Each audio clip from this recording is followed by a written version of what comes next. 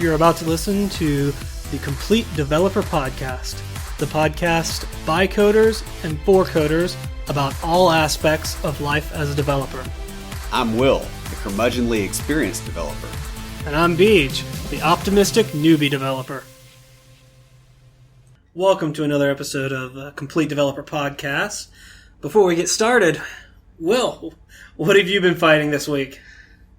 Windows 10 is my nemesis right now. I haven't switched. You're still on 7, though. I am still on 7. Yeah, if you were on 8, you would have already switched. Oh, yeah? 8's awful, but... Yeah, I mean, I'm on 8.1 at work. But what's happening is that, actually, Microsoft is really just, in general, irritating me tremendously here lately. Like, I've not been this irritated by them since the early 2000s. Really? Because, Windows 10, the nagware, it's like every day, do you want to upgrade? Do you want to upgrade? It's like, no, I don't want to upgrade to Windows 10 right now because this is a machine that I work on. I can't just do that. I have to do it, I have to be able to schedule that downtime. Yeah. And go, okay, for 2, 3, 4 days, however long this takes, I'm not going to be able to do anything on this box. And it's hitting me on my primary machine.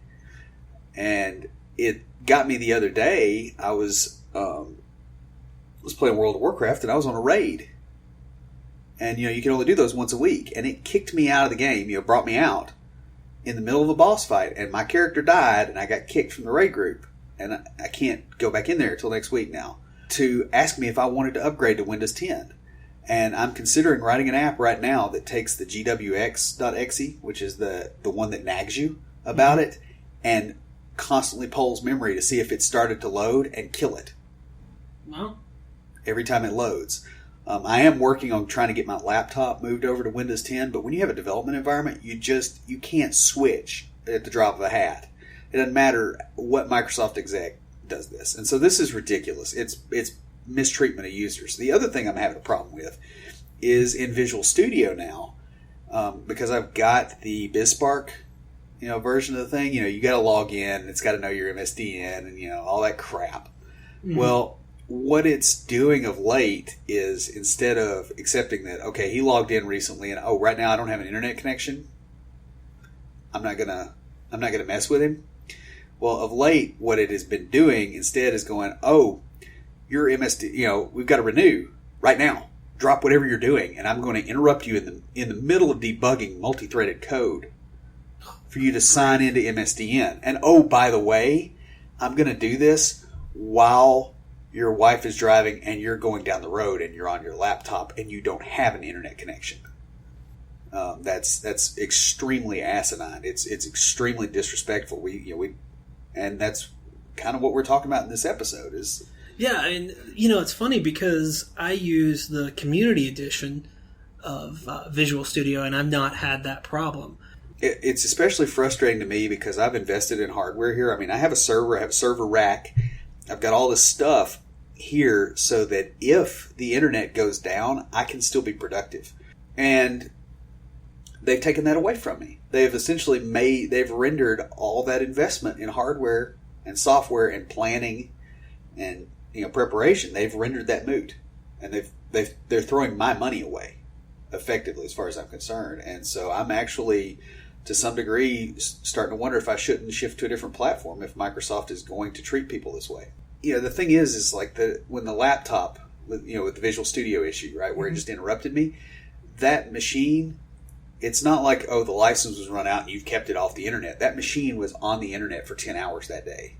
Yeah, like if I go to my parents' house for a weekend, which we do fairly often, I spend about 2 hours getting the machine ready. Mm-hmm. And frequently that's preceded by having the machine open and having Visual Studio open because I've been trying to avoid this problem. So, so I've been, The latest stuff from Microsoft is really kind of chapping my hind end. So what's going on with you?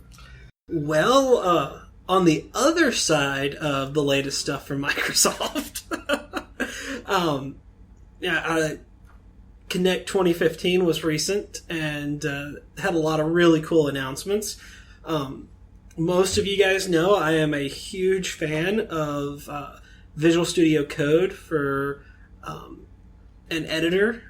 It's not really an IDE, it's just a code editor, but it's my personal favorite, and they have added extensions to that. You can add themes. They added a bunch of languages to it. Just a lot of great announcements about that, and it's something that is free. Yeah. And it's quick. I did see one thing when I was reading up about just code editors and like which one's the best, and a lot of pros for Visual Studio. The one and only con they had for it was that it takes longer to load than Notepad. Not Notepad++, but Notepad. And I'm like, it takes maybe half a second longer? That's very strange. That's... This was a blog post, and it was just... I think that's just somebody trying to find something to rag on. Mm-hmm. I mean, that's... Yeah, I mean... in their defense, I will say they said, hey, there's not a lot that can be said bad about it because they've got a lot of good going on with it. Also, they opened up the source code and put it out on GitHub, which is really cool. I use it for everything but like serious Visual Studio stuff. Yeah. I write a lot of JavaScript in it. Speaking of which, I've been doing some JavaScript lately. I showed you earlier... we have... that was some nice tactical coding where you needed to show somebody... Basically what BJ did is he had to show a client what their site title would look like in a bunch of different fonts. Mm-hmm. And so he basically just wrote some JavaScript to kind of make that happen on one page so the client could just pick it out. Yeah. Instead of, trying to hack that together. Mm-hmm. And I mean, that's tactical coding is valid coding. It may be a one use, one shot kind of thing, but if it saves you time, it saves you time. Well, the thing is, I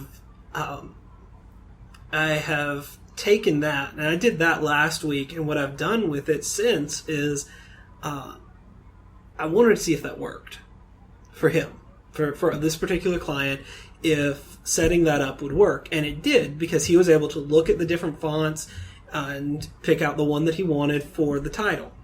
So he wants a font for the title, for the subtitle, and for the blog post text, which perfectly legitimate. And so what I'm working on now is putting in a select element into the HTML, so that he can select which select which one to look at, and then it will load, the title, the subtitle, or an example of a blog post, which, by the way, if you guys haven't heard of it, Hipster Ipsum is freaking hilarious. And it's hipsum.co. Yeah, so there's a lot of those different lorem ipsum generators now. Like I saw one that was a Lebowski. Really? Yeah, so it's like quotes from the Big Lebowski. Oh, that is so awesome. And there's a Star Wars one, and there's a lot of different ones. I'm sure there's I think I saw one the other day for like Ayn Rand quotes. You are kidding. But I've seen it's like my new Ipsum. That's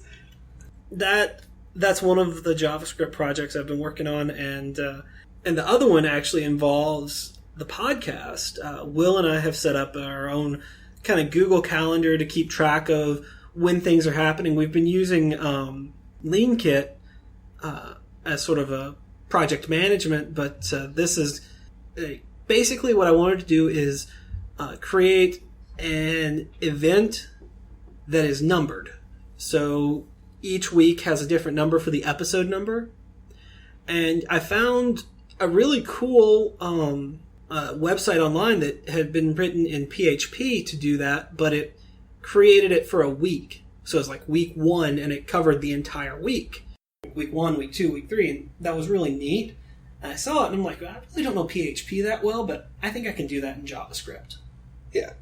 And I did. I guess it's time to roll that favorite music of yours. I listen to it when I'm doing JavaScript. Huh.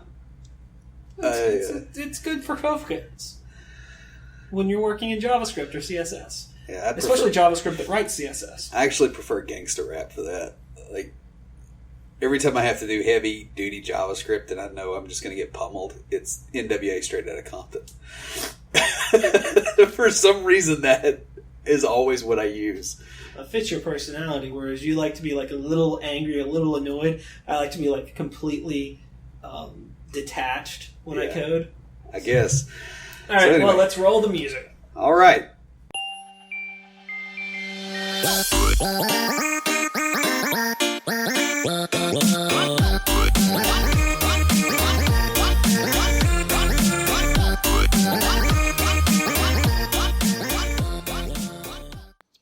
This week for IoTs, have kind of not really a product or project. This is a web store for IoT products, and it is iotlist.co. And kind of their tagline is "Discover the Internet of Things." It's actually, they have some pretty cool stuff on here. Like right now, it's has stuff up, the intelligent oven. Of course, obviously they have the watches, the smart watches, and things. But these are, it's basically products that have been developed for IoT, mostly home automation type stuff.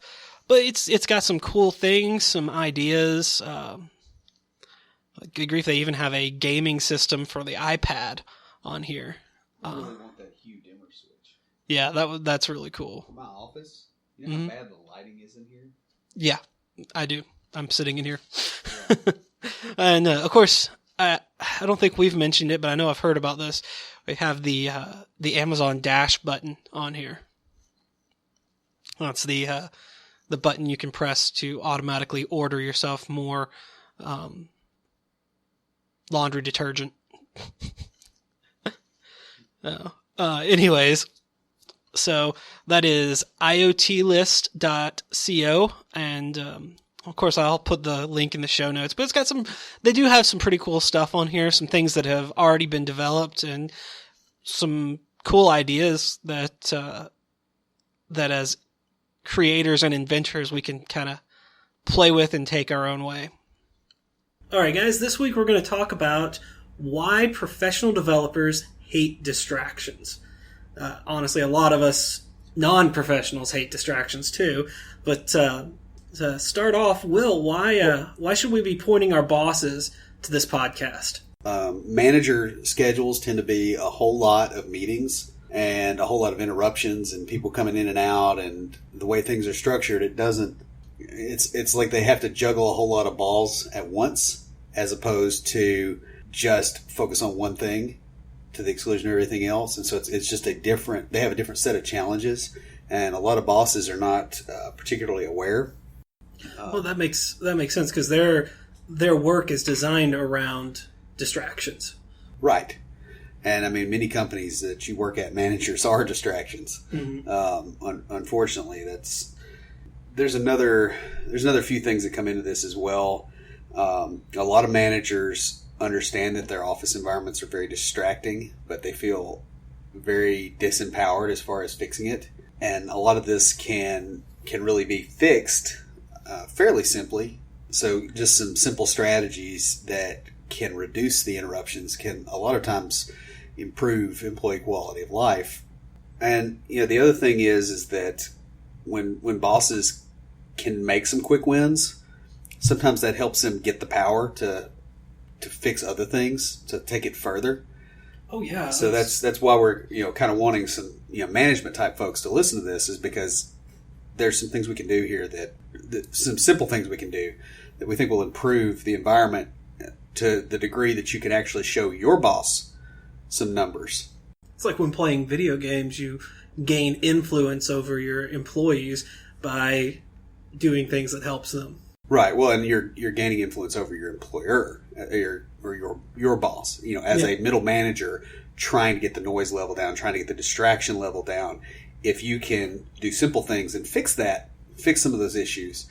I gotta say this. I have mad respect for middle managers that are good at what they do. Yeah. Because I've been a middle manager. All three of them. Yeah. Because I've been a middle manager too, and I was terrible. Oh, I hated it. And so let's start off with reactions of other professions, to the way that developers have issues with distractions. The most common thing I hear is you're just being prima donnas or something along those lines. In other words, you're whining. so what are you meaning by prima donna? I mean, you said whining, but That you're whining because it's an excuse for poor productivity. It's sort of like the people that will say a bad craftsman blames his tools. Well, okay, that's if he doesn't have the perfect set of wrenches, and he's like, oh, it's got to be this craftsman, these wrenches, and it can't be these over here, even though they're almost the same. That's whining. Whereas if it's okay, we gave you a hammer and you need a wrench. that I can understand. And so it's that sort of mindset. Another thing that you'll hear is, why don't you just wear headphones? Another thing I hear is you should be able to code well even with distractions around you. In other words, this is the Robin Hood principle, right? You remember Robin Hood, Prince of Thieves, like 90s movies, right? How well can you shoot a bow and arrow with the distraction of battle around you? Okay, that's stupid. If you're going, an archer would expect to be in battle, so he has to be able to shoot a bow in battle. A developer shouldn't expect to be in racket.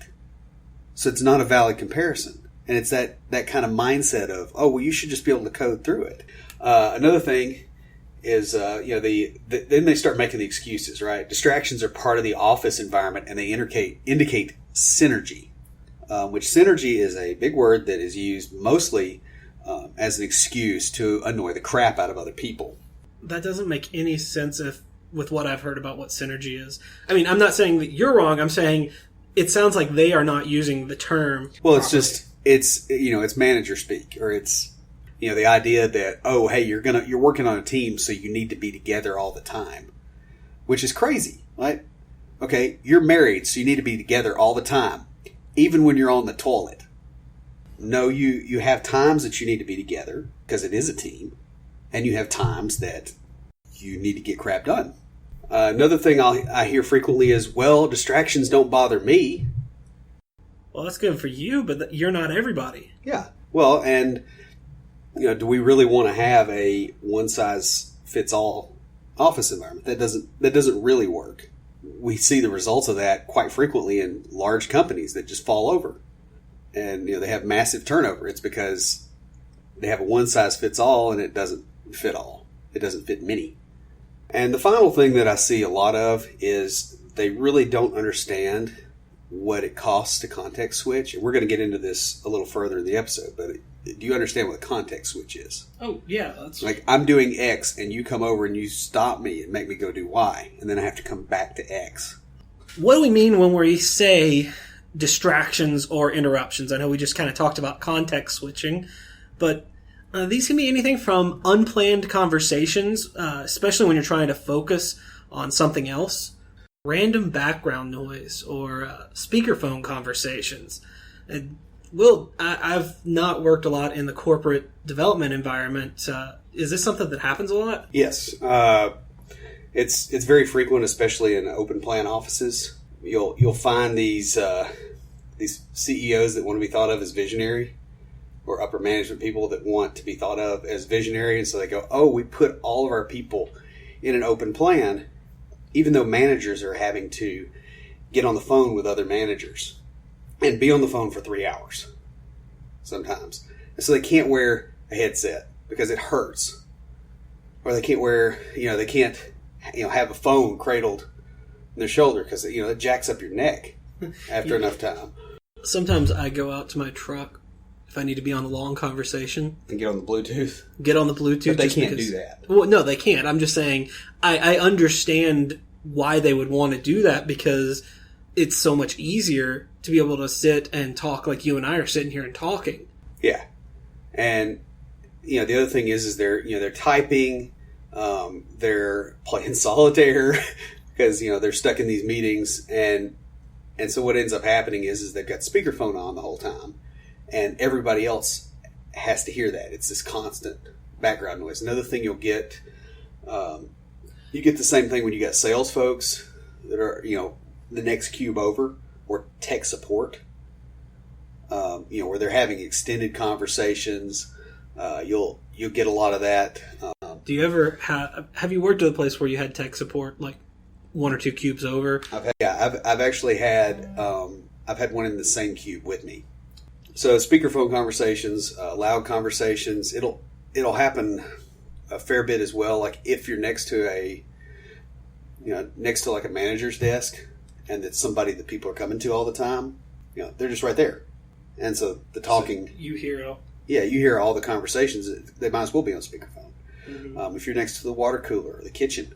You'll also see sudden schedule changes that can break your ability to manage your flow. Well, I mean, you'll also see this too, where your manager isn't organized.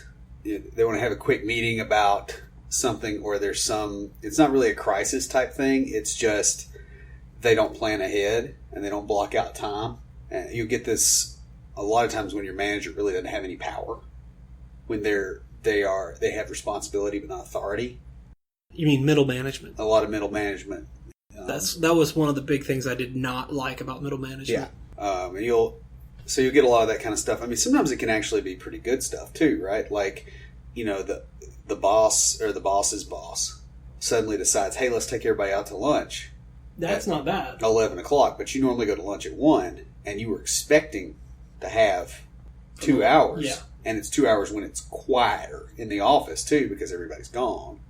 And so those sort of interruptions can also be a distraction, especially when you can't plan ahead for it. The next would be an all hands on deck situation due to emergencies. Right. And something that can't be avoided. Well, let's back up on that last little bit there. An emergency is an emergency. Like, it can't be helped right now, but a lot of emergencies can be avoided. This can be something as simple as, oh, hey, we didn't deal with, we just got hacked. We didn't handle security appropriately. We just got hacked. How do we clean this up? All hands are on deck. We're having issues with scaling. Yeah, those sort of situations can actually cause a lot of problems. Sometimes you can't avoid it, but a lot of times it's a symptom of bad planning or non-existent planning beforehand. And finally, under what do we mean by distractions? Sudden loud noises. When we've talked about speakerphones, door slamming, secretaries over the speaker system. Oh my goodness. I've got a story about this. So do I. This goes way back. You remember when I used to teach preschool? And I remember... I think you know this story. Because I had to pick you up one day and that thing was going constantly. Yeah. Well, and a mutual friend of ours and I worked at another company. He and I didn't work there together. He took my old job. Mm-hmm. And there was a secretary that would constantly make announcements trying to get a hold of this senior VP who was never at his desk because he was smart because people bugged him there. So he would go hide somewhere. And she would make announcements over the loudspeakers trying to find him. And, there's like 3 or 4 buildings and he's not in your building. But they're trying to find him. And so what the developers ended up doing is we got up into the ceiling and clipped the speaker wires. The one time I actually got in trouble at my job, 19 or 20 at this point in time. Yeah. It was... Back when you were young and irresponsible instead of older and irresponsible. Yeah.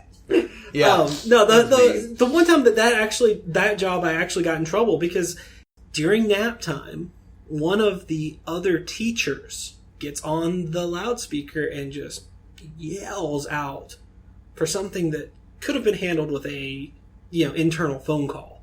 Yeah. And I got rather irritated and called her and let her know. Yeah. How irritated I was. And I was told that I should have just called the front desk and told the secretary to tell. Well, it works the same way in programming organizations because you call the secretary and chew her out for doing that because it is really disrespectful of everybody else in the building to do that. Yeah. And it's invariably, like, I know the one where we were, I swear that woman must have painted her nails like 4 times a day because... They change colors? No, it's just she was always painting them. Like, I don't remember, like, I cannot visualize what she looks like not painting her nails. She always was doing that. And so it was easier for her to hit, use like the edge of her hand and hit the button on the speakerphone and call somebody instead of typing up a message or, doing something else like dialing a number. So I think it's probably a good time to start talking about what distractions do to developer productivity. First off, we mentioned earlier how expensive context switching is. And there's not really any good numbers on this. I've personally found that if I'm having to context switch regularly, it can take about 3 times as long to do something as it would if I wasn't, and I was able to actually just sit down and focus. Well, that makes perfect sense, because whenever you context switch, you have to get yourself out of the frame of mind you're in.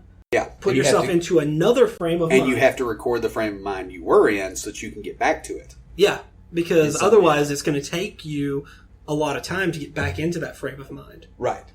That's where documentation comes in.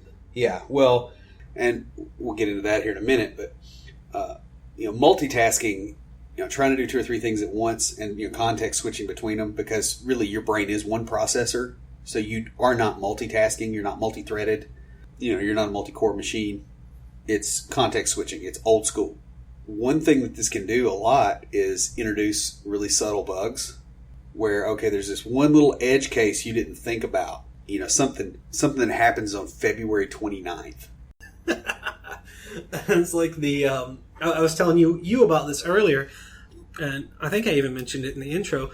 I was working on the Google Calendar for us, and JavaScript every month is 31 days. And I didn't take that into account when I originally wrote the code that wrote out our episode lists. Part of that was because I was doing 2 or 3 things. Yeah. Trying to. Well, I mean, I've seen things as simple as, like, let's say that we're sorting something by date, by the date released, but they don't notice because they context switched. And this actually happened in the production environment. They switched between doing this thing and doing something else. And it turns out that when they were returning that column, it was a string representation of the date versus the date. Yeah. And it was a string that wasn't like March. If it was March, it wasn't 03 whatever. It was 3, whatever. Oh, I had that problem too, but I solved that one early on. Well, what they were doing is they were doing a comparison. And because it was old school VB, it was typecasting automatically under the hood. Well, when you do that, and you're saying, okay, this sale runs between when it's greater than this date and less than this date. Sometimes you have dates further out, like the next year, when it rolls over, and you still have that code in there because you're sloppy and you don't remove it. Mm-hmm. And it's a string instead of a date. Now the sale is on again. And you just deeply discounted something. Things are screwed up. There was a revenue impact. Yeah, and those kind of bugs can happen. It's especially common when you're writing code that is multi-threaded itself, and you're trying to context switch already mentally in the code, and you get pulled off to do something else and come back, you are screwed. Another thing it can do is it can play havoc with version control systems. You'll see tools like Git. Let's create a branch for every feature and do all that. That's kind of a hack. I mean, yeah, it's great that you can do that, and yes, that's necessary in development. But part of the reason that we have to do the branching the way we do it is because people are sloppy. So, if you're using some systems, I've had a lot of trouble with this with TFS. I haven't used TFS. Yeah, don't. You're not the only person I've heard say that. Yeah, so. It's awful. I mean, it's better than Visual Source Safe, which is better than using the file system. Well, I'll be honest. I know Git. Yeah, and so I use Git. But it can play havoc with that because you end up with a lot of little branches of unfinished work, and you go, okay, well, I'm going to switch to this branch. Well, now let's see. I guess do I need to pull latest? Do I pull from master now down to here, or do I pull from this other feature branch that I was working on that the team was working on? And it's very easy to get things out of sync and screw up there, and so I can see that. I haven't, thankfully. In the projects I've worked on, I haven't had that level of complexity. but I can see how what I have done would get to that. Yeah, would get to it. Pun intended. Yeah. So another thing to bring into play here, and we've mentioned this before, is the 80-20 rule. Doesn't that have a name? The Pareto principle. Pareto, that's it. 20% of your time is responsible for 80% of your results. What happens if you screw up somebody's 20% time?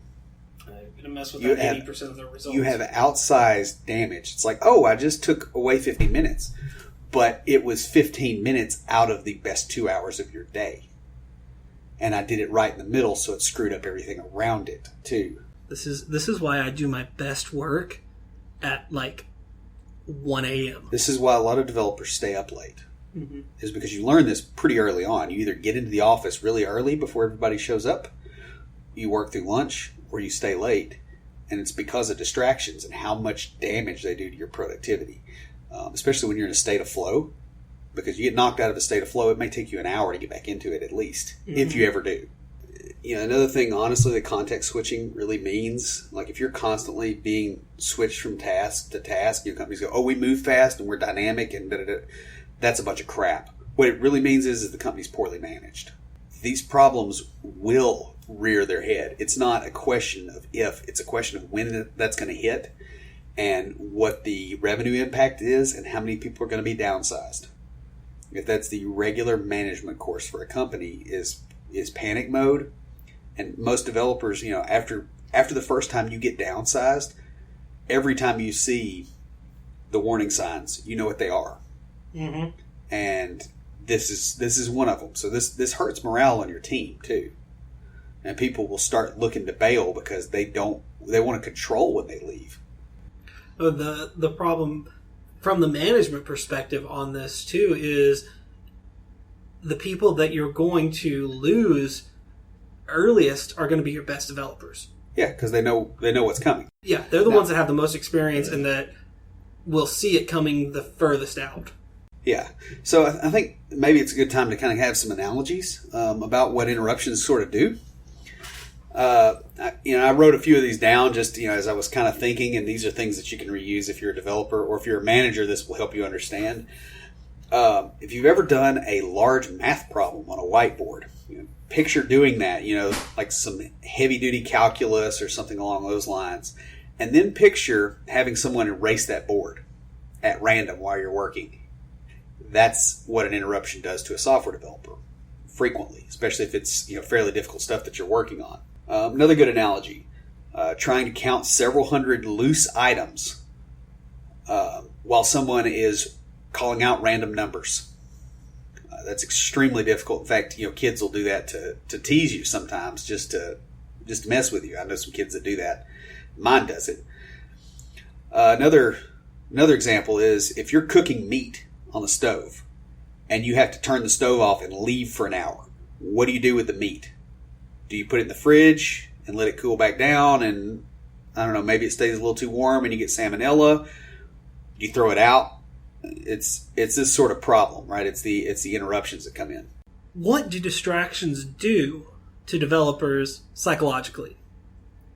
And to start off, they reduce the feeling of control and ownership over one's work. Right, because I'm working on this, but somebody else can screw it up at any time. I'm building my sandcastle, but the bully down the beach is going to kick it over.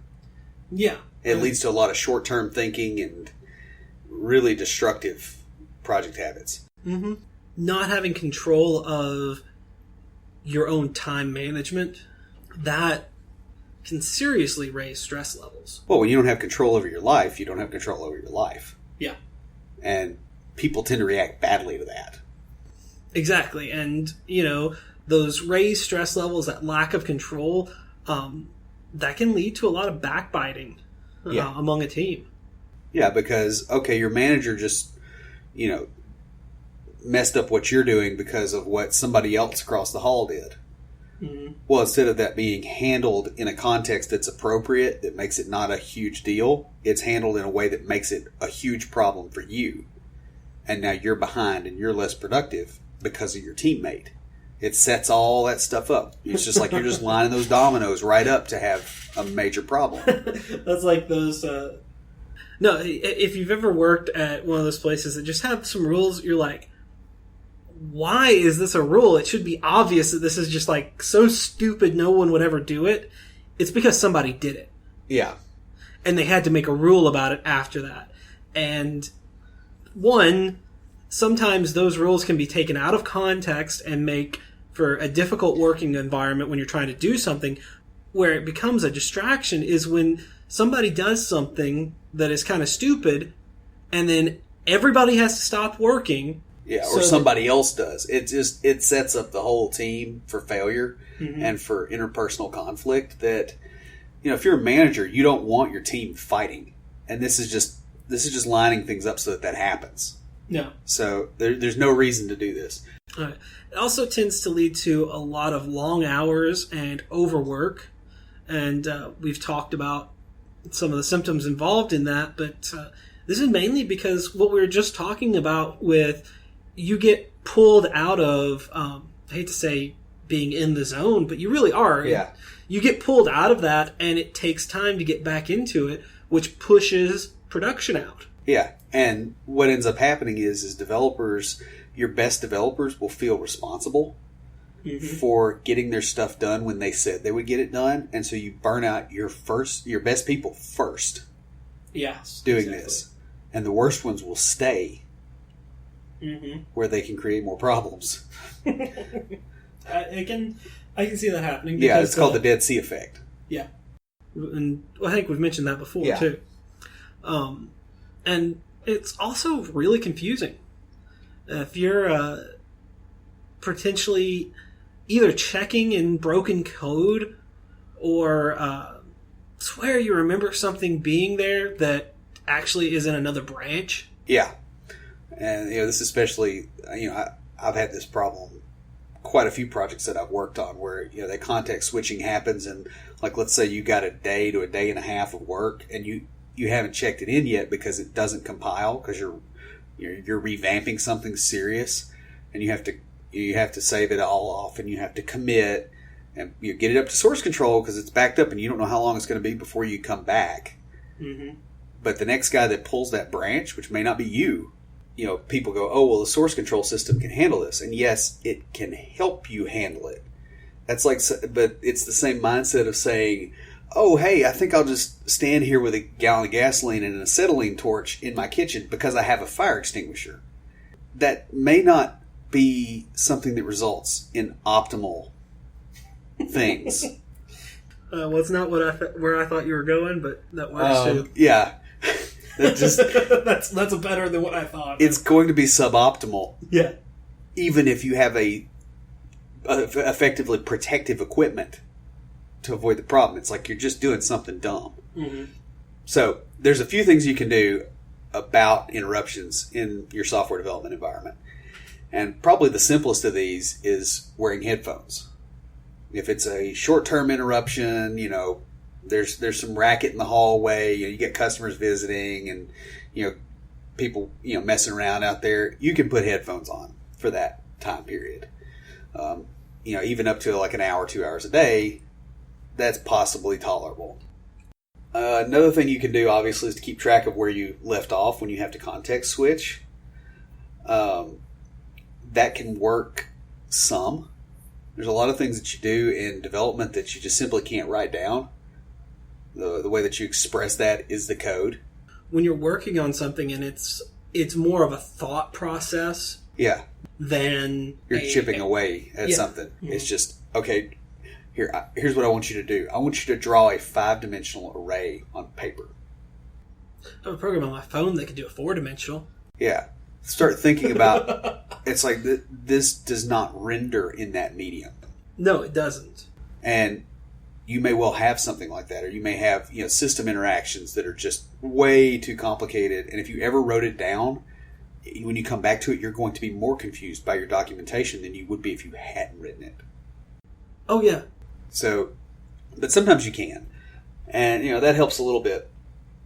Another thing you can try to do is get interruptions onto a schedule instead of being willy-nilly. Like, I worked at a company where We talked to management and said, these little check-ins about how a project is going, can we get those where they happen between 2 and 4 in the afternoon?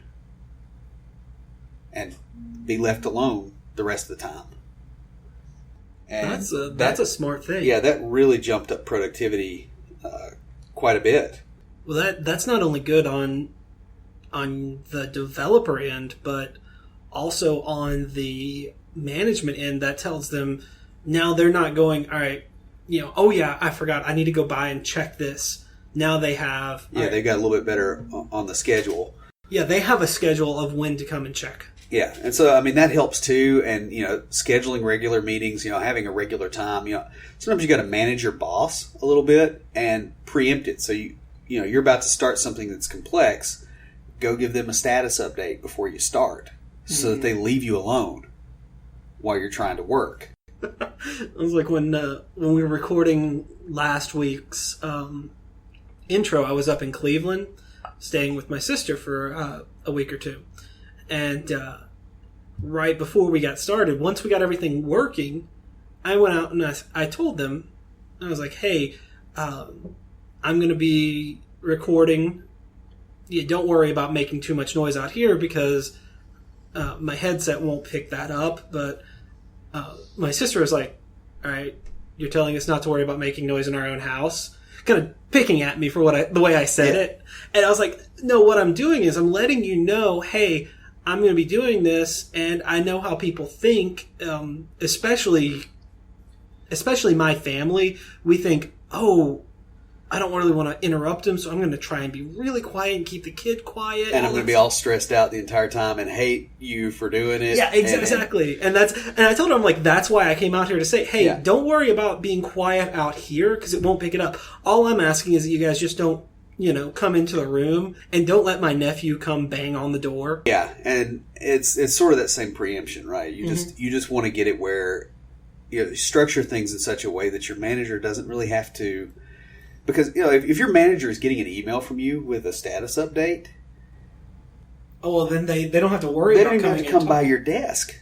Exactly, yeah. They can actually chill out and do something else. They've got it right there. They've got a reference. They don't have to write anything down. Everything is... You're doing a little bit of work for them, but you're keeping them off your back.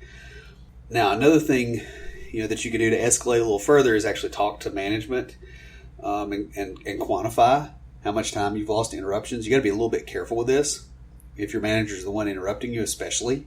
And one thing that you have to also do is when quantifying things, when you're talking about how the context switching hurts you, talk about how it's going to push other priorities back. Because a lot of managers, especially in smaller companies where they're wearing 3 or 4 hats at a time, they'll come in with some idea that they want to tell you about, and it's distracting. And they want you to do this thing. And if you can actually say, look, I can do this, but it's going to cost this amount of time, it's going to push this other thing back and force them to prioritize instead of everything being top priority. A lot of times this will make this sort of thing disappear. And that's just, the other thing that communication does is it sets expectations. Because, okay, I'm getting interrupted all the time, and I'm constantly context switching. When I'm not getting anything done, if that manager's on your side, they'll... hopefully this will come into their head. If they're not on your side, you're screwed anyway. Well, yeah. Another thing that I've found that helps a lot before you do a context switch, it's like get whatever documentation down that you need to do and all that, and then get up and go walk and come back. Like physically exit the room, go do something else, and come back in. I'm not exactly sure why this works, but it seems like that kind of gives a finality to what you were doing, where it actually sticks in your head a little bit better. There's probably some well-funded study that figures this out, but that's something I've noticed with my own productivity. It's something that I've done without even knowing it, just because in the development realm, most of my work is either done here with you or at home. Right. And when I'm switching projects or switching what I'm working on within a project, usually what I'll do is I'll get up, I'll take my dog for a walk, grab something to drink, and come back. And I always thought of it as just refreshing my head to come into the new project refreshed. I hadn't thought about it from the perspective of, the psychological barrier thing. Like when you walk into a different room and you forget what you were looking for. This is just something I've noticed in my career that helps a lot. It makes perfect sense because when I get interrupted while doing stuff and then have to go, like when I get interrupted by a phone call or something like that, and it pulls my attention away, it takes longer to get back into what I was doing than if I'm switching context to go, okay, well, I need to work on this project now, so I'm going to go walk the dog, kind of clear my head, get myself ready for this project. When I come back to the original, I'm more able to get into that mode of thinking. Yeah, well, there's that, and it's almost like it wipes the slate clean too for whatever you're switching to. Mm-hmm. Yeah, like I said, it's just a weird little trick that I'm not exactly sure why it works, but it really helps. And the last thing you can do, if you're in an environment that's got a lot of distractions, is leave. And leaving can take several forms. One is, of course, trying to get the work from home thing. That's sometimes you can swing that. Most of the time you can't. But look for an environment that isn't like that. Look, because it's really a disrespect thing. It's a setup where somebody just doesn't care that what they're doing is causing you problems. Especially if it's still going on after you've done the other things that we've mentioned, because if it's something where they don't realize that they're causing this problem, then the other things we've mentioned will help fix that problem. Yeah. And if it's a disrespect type thing, it doesn't matter if you do everything we mentioned before, it's still going to go on because it's a disrespect thing. Yeah. And this is when... That's when you need to take other steps and get out of there partially before you get burnt out. Before you get burnt out, before, like you said, a lot of more senior developers, they recognize when cutbacks and layoffs are going to be coming. Yeah. Well, in the boat, the thing is when one senior developer leaves, when the situation's already bad, it snowballs very, very quickly. And the other thing it can do to you is you'll start screwing up. Yeah. And, it's one thing to be, okay, the guy that got a little irritated by noise and quit. That's one thing. Being the guy that caused a $500 million loss because he screwed up the accounting system. That's a whole other thing. That's unemployability. Yeah. And so it's worth it to get out of there if it's that distracting. So we've talked about what we as developers can do, but we also suggested that managers listen to this, and now we're going to kind of finish out talking about what can management do to help prevent these distractions. And first off, managers can protect the developers from interruptions. Yeah. I mean, that's kind of what your job, well, not what your job is, but that is a part of the job of management, is to create an environment that work gets done in. Yes. Yeah, actually, some of the best management advice I ever got was from, he would say he's still a Marine, an ex-Marine who was my boss at one of my jobs, and he said that there's really only two kinds of managers in the world. There's crap umbrellas and crap funnels. The crap umbrella keeps the crap off his team so that they can work. A crap funnel dumps it on his team, concentrated, so that it's not on him. I would agree with that. That makes perfect sense. Yeah, and that was pretty much the thing he did management-wise. It wasn't a whole lot of timing. It wasn't a whole lot of synergy and team building and all that crap. It was just he kept people off of you, so you could actually effectively use your skills, and all the other things worked because his people were happy. So as a manager, it's better to try to protect your developers from these sort of problems. Exactly, and a way to do this is to schedule regular events that allow outside parties to interact with developers. Right. Like, so if you're doing an app, an internal app for another department, you don't let members of that department just come willy-nilly into the development area. Mm-hmm. But you do have a fairly regular meeting, maybe once a week, once every 2 weeks, something like that. where you show what you've done, you get questions, you get feedback. That keeps them happy, but they're not messing up your team's productivity. The next is don't assume synergy and teamwork are the same for developers that they are for other professionals. Right. I would say they're not even the same between developers. Yeah, they're really not. And the thing is our teamwork tends to still be a lot of solitary stuff because how many people can use a keyboard at once? So another thing is insist on respect for your employee or subordinates' time and attention. And, we talked about that some with keeping other departments off of them. But another thing is doing that within the team. From the junior developer perspective to the other junior developers and entry-level guys out there, it is much more respected if you try to solve the problem yourself and you try to look up answers, and if at that point you still don't understand it and still have trouble, then you go to the senior dev. Yeah, then you go to the senior dev and you say, this is what I have looked at, this is what I've done. I know, just with working with you, Will, a lot of times when I come to you with something, you or our mutual friend, because I've talked to him about things, you'll say, well, did you try this? And it's like, yeah, I did that. That was the first thing I did. Did you try this, this, this? And you'll list off just the very obvious things that a senior dev should know. And I'm like, yeah, those are the things that I looked up and tried and that didn't work. And that's why I'm having a problem. Now, it's an interesting problem for the senior dev as well. But the other thing is you still want to use the same time management type things. And so if you have a senior dev that you're working with, instead of randomly peppering them with questions, work on the parts of the project that you can and write down the things that you have problems with. And then if you have a regular meeting, then you bring it to them. That way you're not screwing up their productivity. Next, you want to, as managers, have enough specifications beforehand so that your random interruptions aren't required for functioning. Yeah, and this can help a lot with junior devs because the answer's right there. They can get a better view of the whole system. The other thing it does is it protects you from buses. If your lead developer or your junior dev, whoever wrote whatever part of your system, gets hit by a bus, how bad are you screwed? Hits the next one, which is insist on documentation from the dev team. Yeah.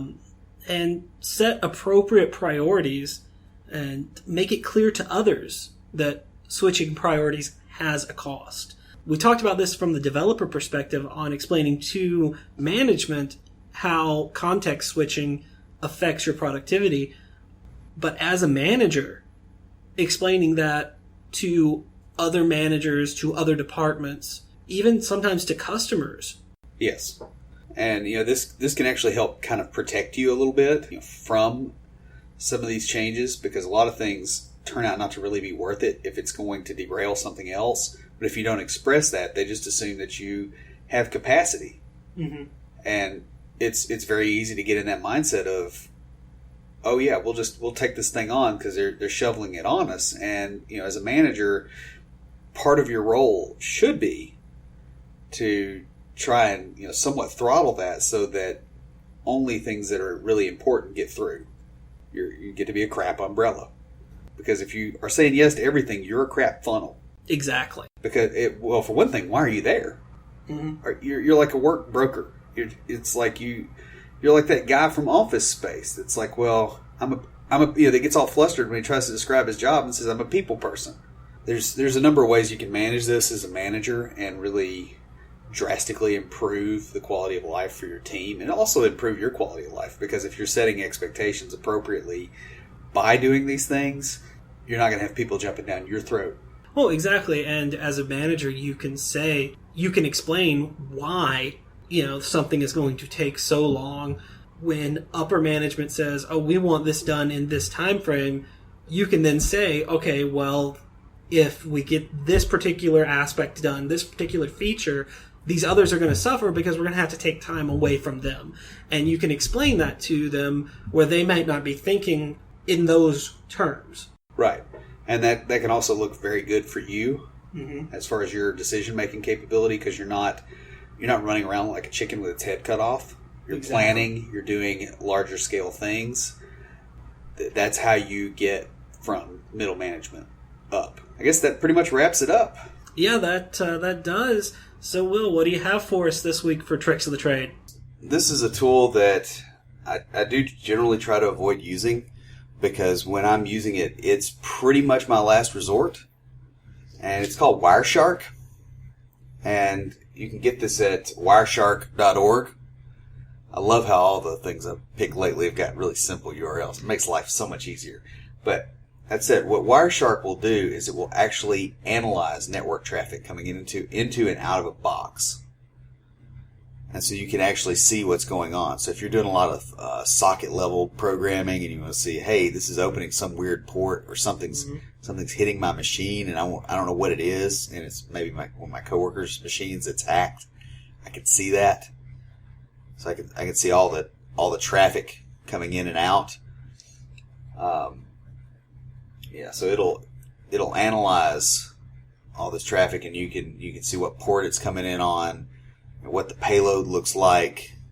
You know, obviously if it's encrypted, sometimes you can't really get it, but it's pretty handy. It's pretty much the tool of last resort, because when I'm at the point where I'm having to look at, network layer stuff, I'm probably already screwed anyway, but this has actually, pulled my bacon off the fire a couple of times where I couldn't determine what was happening, where something was, it's like it can't connect and somebody says that, well, I tried to connect and you gave me the wrong information, and then it turns out that, well, the guy's lying. He tried to connect on the wrong port, not the one I told him to. It's helped a lot with those kind of situations. It's also good if you're doing a lot of network level programming or dealing with security type things. So it's a pretty handy tool. It'll come up every so often. You don't use it a ton, like I said. And it one thing I will warn you about is it gets in the way of HTTPS, because it's basically sitting between you and the server, so it's doing a man-in-the-middle attack. So your browsers will freak out over it. Yeah, that makes sense. But it's still pretty handy. And obviously, if you have a site that you're told is secure and you are able to run Wireshark and you can just get on it, that tells you something too. It tells you that site's vulnerable to a man-in-the-middle, for one thing. But yeah, it's a pretty handy tool.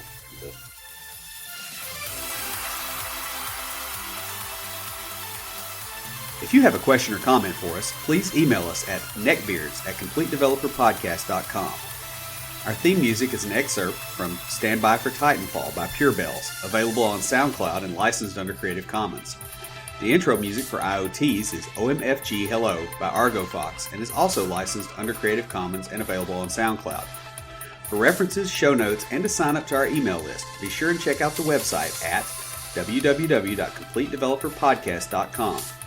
You can also follow us on Twitter at CompleteDevPod and like our page on Facebook to keep up with news about the show. Thanks for listening. See you next time.